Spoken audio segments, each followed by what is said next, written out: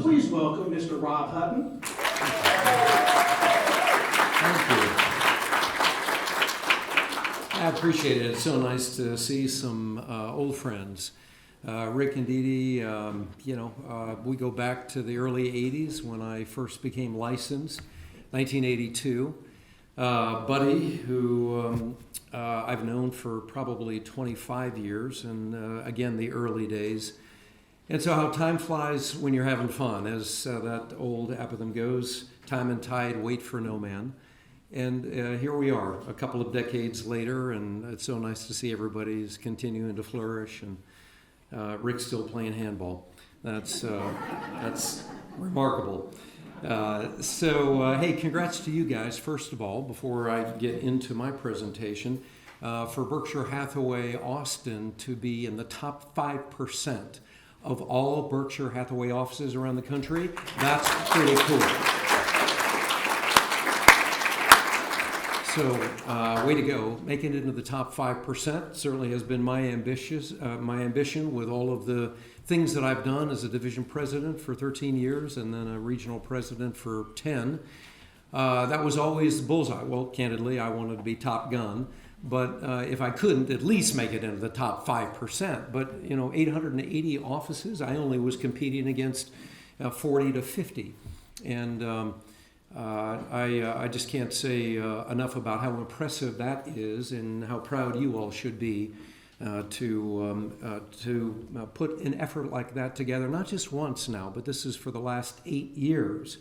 So high five to you guys. So I've been watching, been observing, and just taking note, trying not to make some of the mistakes I've seen. I've made plenty, so there's enough of those to go around, but I want to tell you some of those stories, and I hope what I'll cover is something that would inspire you at a minimum and perhaps change the trajectory of your career and maybe your life. So we'll see how that goes.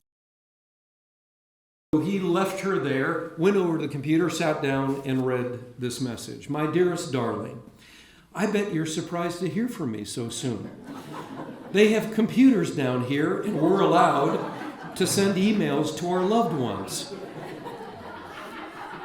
I've checked in. All is good.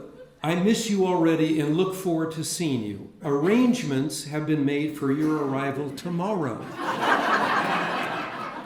P.S. It sure is hot down here.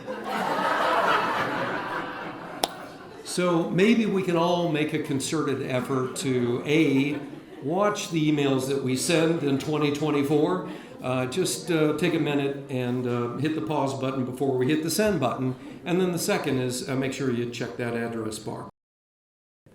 I forget the past and look forward to what lies ahead, and I press on. That's what we all need to do. If you had phenomenal success last year, wow, that's impressive considering interest rates peaked at 8% and there was nothing to sell except builder's inventory. But if that was you, great, but that's in the rearview mirror. That doesn't exist anymore. And if you, clubbed yourself with a golf ball, well, then that doesn't exist anymore either.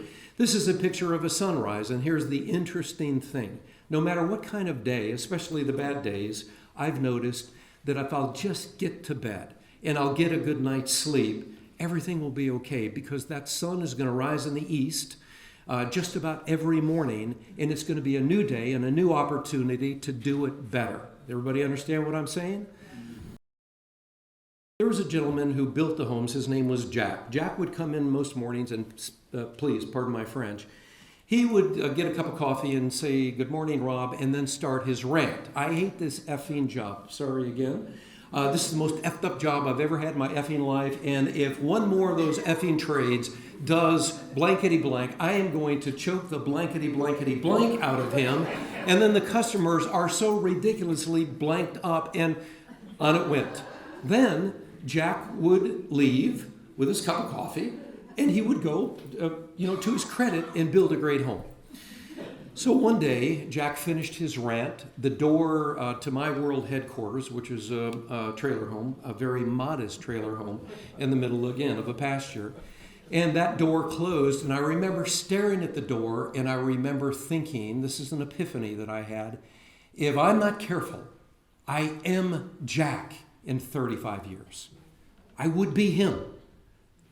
And so I began to write down, I found a legal pad in the mobile home.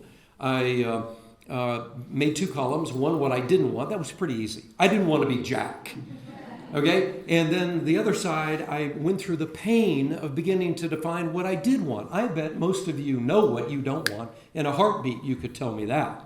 But do you know what you do want? Have you gotten to that point in life? And if not, you got to get serious about it. The point is, what do you want? Are you that clear on what you want that you'd push away? If you had no money, but you had radar lock on what you wanted, would you push away from $265,000? Are you that determined to get there? In 1993, I was working for the Bill Milburn Company. Again, you'd have to really be around here for a while to know who he is. And I was running his brokerage operation at that time up on the 2nd floor in a nondescript office. And a gentleman shows up at my door. He's the new division president. Bill Milburn decided to sell his home to Continental home building company to Continental Homes. And the new division president showed up at my door and said, "Rob, I'm here because 3 people in the building have told me that you're the most underutilized person here. What do you want to do?" And I said, with all due respect, I want your job. I want to be the division president. And he was not offended, fortunately. He said, "I can get you there. If that's what you want, you're going to have to work your you-know-what off. And first you got to go in a garage, sell in a garage, and prove that you can do that and be able to relate to the agents that I think I'm going to have you manage as a director of sales and marketing." So I did. Had a partner. We sold 77 homes in 6 months. And he said, "Okay, you're in. There is one slight issue. You're making a little over $200,000. This job does not pay that. It pays $100,000. That's base and bonus, by the way. And the bonus, you'll get to 100 if you do really good work." And I said, have you lost your mind? Why would I take a $100,000 pay cut? After living in poverty for so many years, why would I do that? And he said, "It's up to you. You want to learn the business or not?"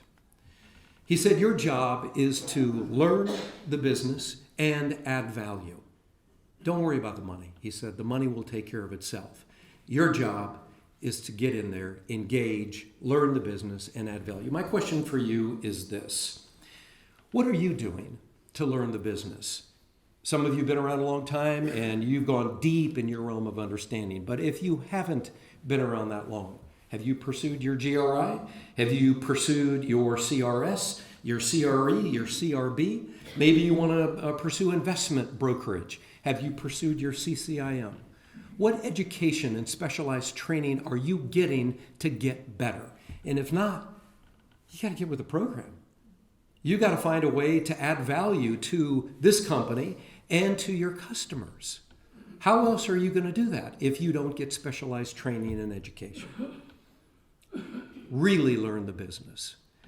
And then what are you doing to add value? It doesn't take that much, really. Just a little bit more than what the vast majority of your competition does. And you can really distinguish yourself, separating yourself from the crowd. It doesn't take that much. Maybe 10% more. What are you doing to differentiate? What are you doing to add value? You can't live a perfect day without doing something for someone who will never be able to repay you. That's something for every one of us to think about. Finding someone who has no power to help us back. There are 1,000 ways you can do this. This is the Oxford University Global Surgery Group. They are working on Mercy Ships, which is a fabulous organization that goes to Africa. People walk days to get to this ship so that they could have cleft palate, orthopedic anomalies, tumors removed, all kinds of things done so that they no longer are outcasts in their villages. Read to kids. What a cool thing. So sad that many kids are not growing up with parents that read to them so they can avoid sending out emails like that guy sent to me. Don't forget the ancient Talmud apithym, he who saves a life saves the world entire. I went down in the hole, I reached my hands out, grabbed his, and they pulled me up. That's it. Don't forget this. Maybe the most important thing that just brings meaning and purpose to your life is find someone to grab hold of their hands and try to make a difference. Do these things habitually and you will not fail. It's not possible. And the chains of bad habits will be forever broken. That's all I've got. Thank you all. Appreciate being here. God bless you.